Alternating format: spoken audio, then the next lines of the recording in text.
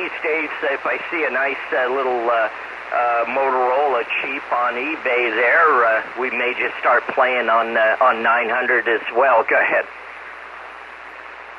Roger that. Yeah, they were Max Tracks plentiful in the area for 900 megs. I think they were going for like $35 or $45 a piece.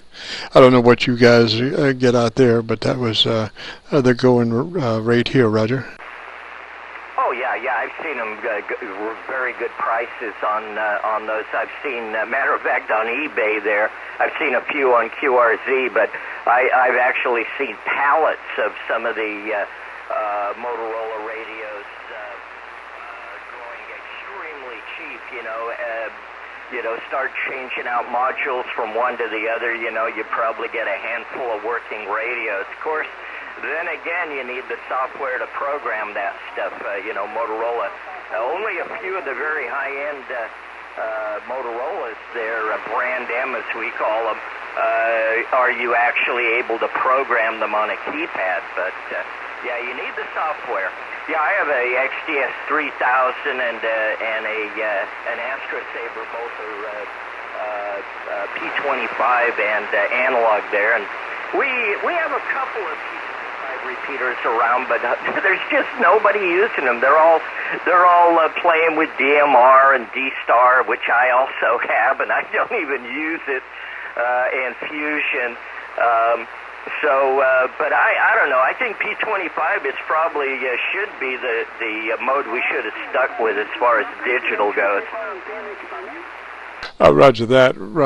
Has Yaesu made a pretty good penetration into the Fusion market out there, repeater-wise, like on 2 meters or so?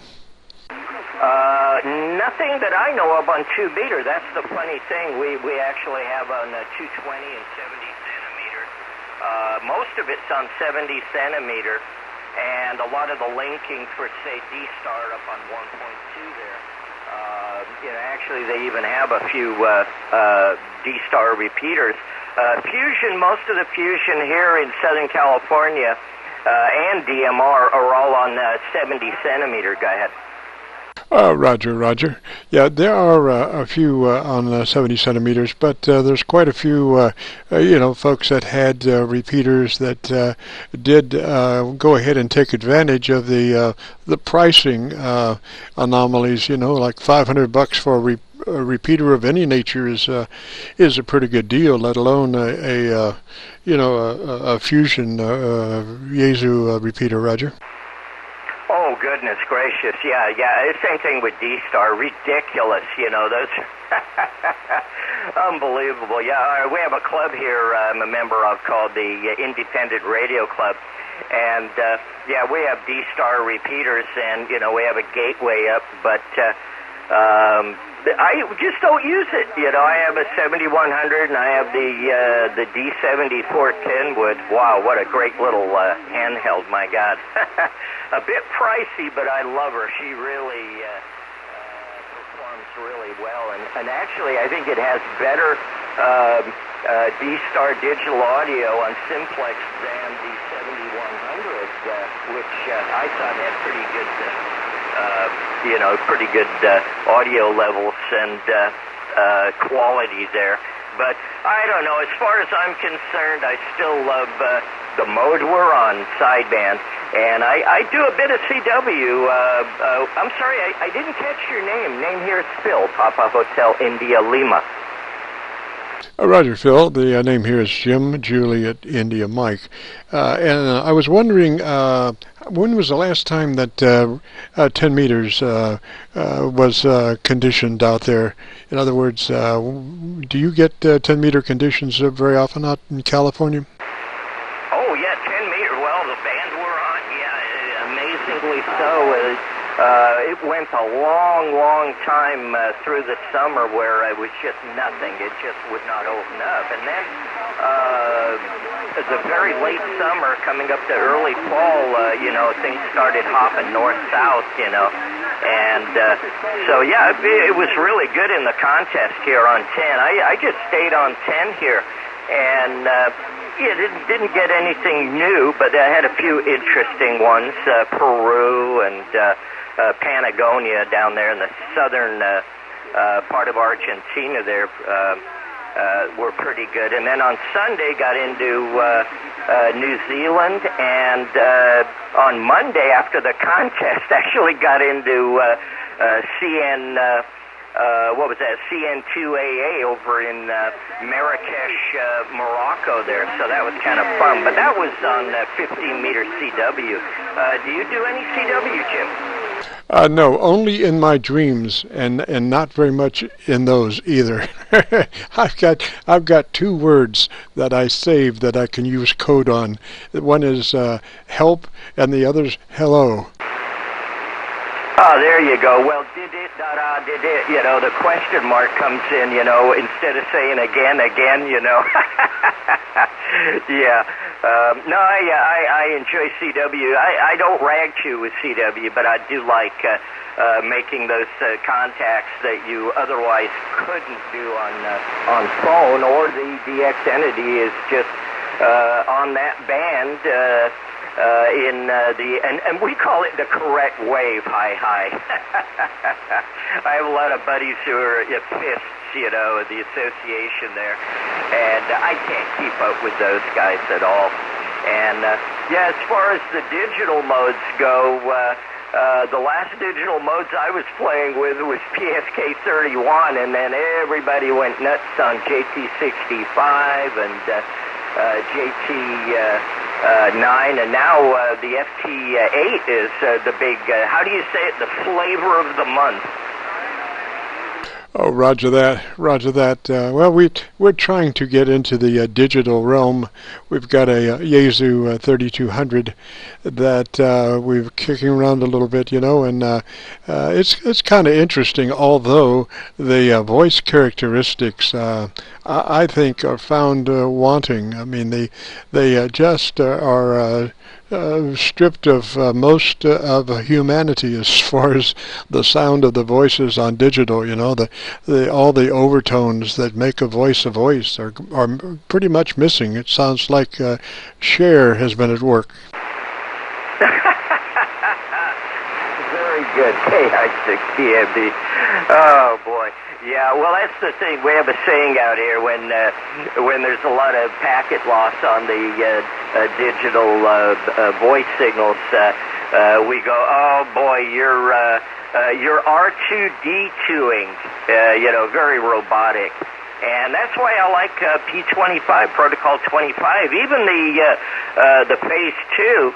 The turbo, boy, that's really robotic. I know during that awful, horrendous thing that happened in Las Vegas, I was listening on radio reference to the streaming audio while that was going on, and boy, I tell you, it was really, really robotic. You know, really up and down on the voice peaks and the pitches. You know, that's why I think the old P25. It just comes through really, really clear, amazingly so compared to any of the others. And I haven't heard enough DMR to really, you know, make a comment on you know, the comparison on that one. Roger that, roger that. Just out of curiosity, we're running just at 700 watts. What kind of power are you running out there? Wow, well, that explains you're just solid in there. You're S7 almost steady right now. Right now, looking at the meter, I'm running about 180 watts right now. And I'm using the ALS 1306.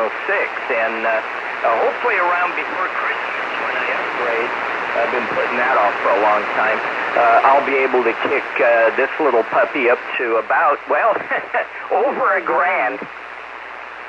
Roger, roger. Yeah, well, mysterious things happen. You know, amps kind of have a tendency to roll off as the higher frequencies, higher bands come along, you know.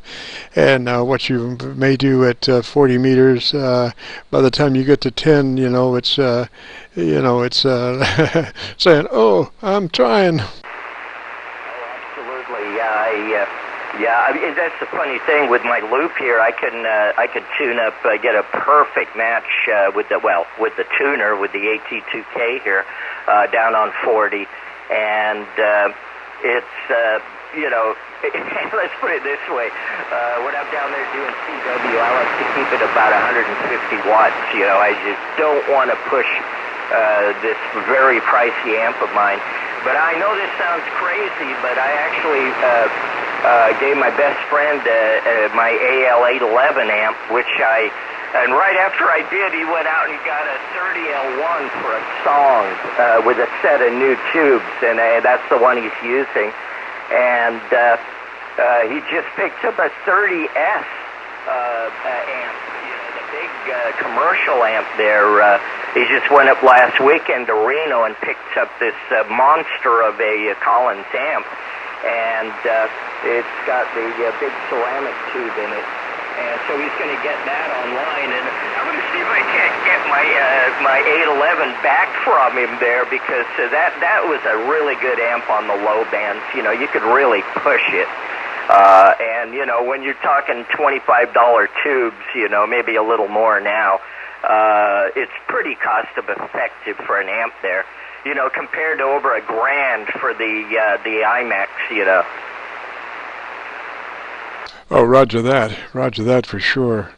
It just never ceases to amaze me. A couple of years ago on 10 meters, about every morning, I would be talking to San Diego. The same person on the, it's like we had a pipeline going out there, and that went on for, gosh, almost 8 months. But here lately, man, 10 is just doesn't seem to be happening much, Roger. Yes, indeed. Well, our time out here, we get this opening. It's a little unusual today that it's open right now. But we've been having openings about maybe between 9 and 10 in the morning here on the West Coast. Mostly just single hop, a little bit of double hop, but not much. But in the afternoon, around 3 or so, that's when we start getting that northwest or north-south, mostly south.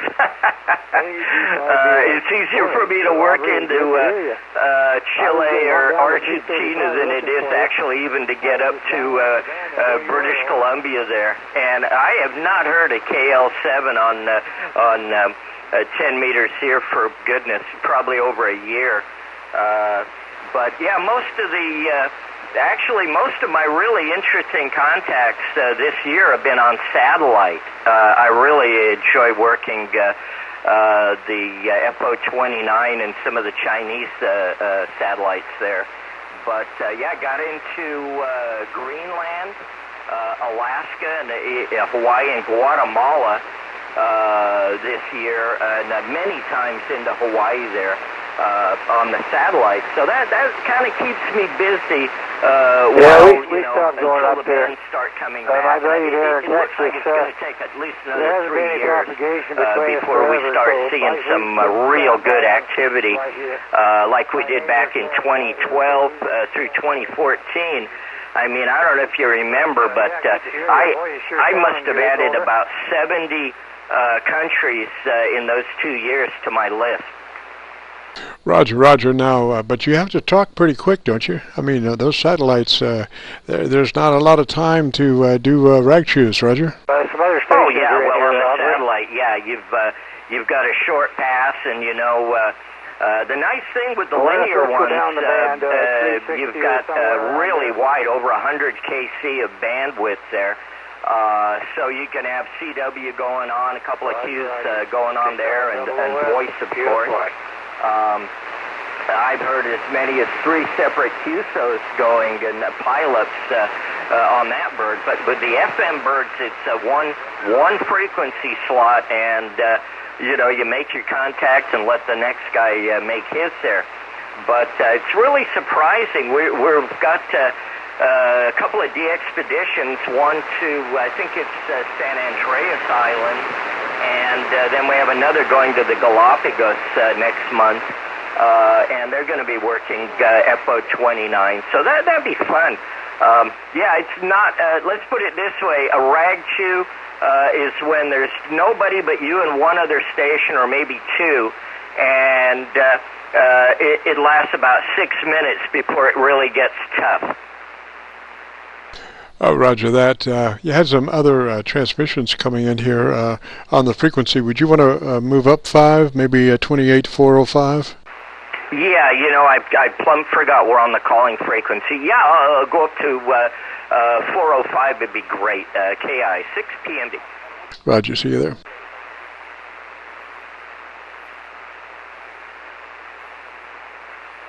And QRZ is frequency in use? Well, there we go. KC9VKV, KI6PMD. Roger, Phil. I think we got it there. That was you were running nip and tuck with somebody. I couldn't tell exactly where they were coming from, but you were pretty much over the top all the time. But occasionally they would give you a run for the money, Roger. Yeah, that's the thing. Anybody out here on the West Coast, I'm not going to hear a peep unless they're within like 25, 30 miles of me. Occasionally, I'll hear a couple of stations out of San Diego coming in on ground path. But you know, I can receive, but I can't work it, no matter how much power I want to throw at it. But yeah, we have some really unusual conditions out here on the West Coast. Earlier this year, Jim, the gentleman that I talked to in Hilo, Hawaii, Bob out there, he actually got to work several stations here in California on 2-meter sideband. So the Tropo was playing pretty good back in, I think it was around June. Roger that. It's, kind of a mystery to me. I mean, as far as 10 meters, lately, I just check it out occasionally. I've been working on trying to get some RF problems in the audio resolved. We have quite extensive prelude to getting into the radio with our audio. We have condenser mic, ART preamp, third octave equalizer, and then we have a video recorder tied to all of that. And when you hang out a bunch of stuff and then run SB220 or something, you have a lot of RF floating around, and it has a tendency to get into the audio sometimes. So we've about got it all resolved. It has taken 3 separate grounds, though, to minimize the problem, because one thing I found out, you don't put a mic preamp ground to the same ground that you have your kilowatt box tied to, Roger. Yeah, you'll get yourself a real big ground loop going there, and it doesn't get pretty either. Yeah, I had some problems when I was starting to run high power on 6 meter. Started coming in on my buddy's computer next door, so I gave him a fistful of chokes there, beads and such, and I think he's taking care of that problem. But mostly when I was on 6 meter with a big vertical. Yeah, I don't think I bother. Well, I haven't had any reports on the other bands, which is good. And certainly not on satellite. My array on the roof doesn't bother it a bit, and you don't need to run much power at all. 30 watts will pretty much get you any satellite flying there. On the birds there. But yeah, it can be a real pain in the you-know-what when you start getting feedback coming in through your speakers. I have amplified speakers here for all my radios, and I have chokes on all of those, which really help. And, good grounding, correct grounding buses and that are so important. And, I've got a number of radios here. Let me, I have a 706 Mark II G, the 7100, the 7300 I'm on now, and of course the TS2000, which is just a swing machine for satellite there. I've only used it a couple of times this year on HF, but she plays really well there. But it's so nice to be able to do full duplex to back off the satellites there. So basically, when you can hear yourself with the headphones on, you know you're making the satellite. Roger, do you have much delay? Sometimes delays can be terrible as far as trying to talk when you have about a half a second delay coming back in your head. No delay whatsoever, you know. Now, if you're talking, you know, that's the thing about working EME, which I want to get my hand into in the future here.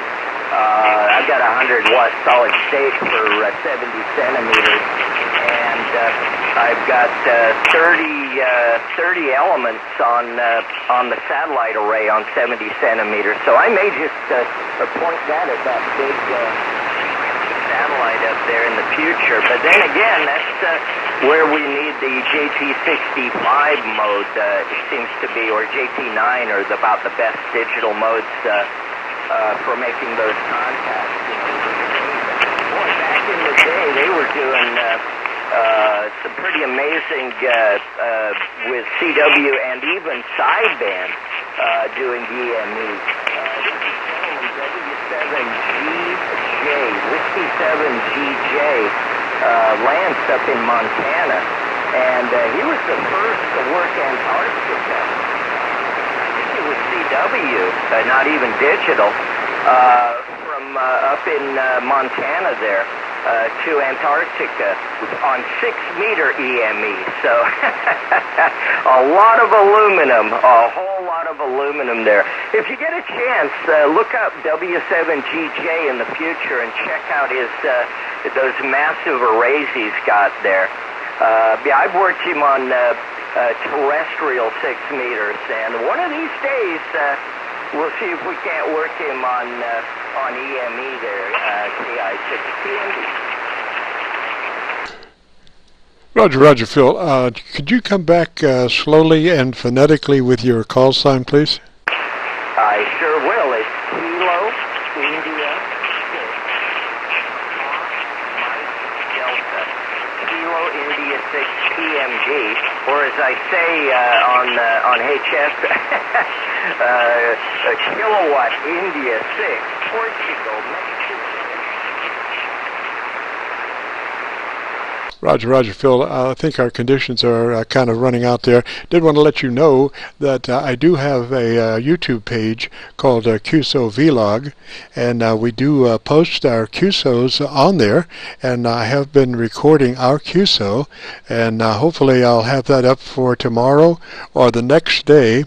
So if you go to YouTube and do a call letter search for Kilo Charlie 9 Victor Kilo Victor, it'll bring up that QSO page, and right at the top we have one that is a list of all of them and if you go into that one, you'll have Art Bell right at the top, and this one would be just under that, and I'll have it posted either tomorrow or the next day. Roger.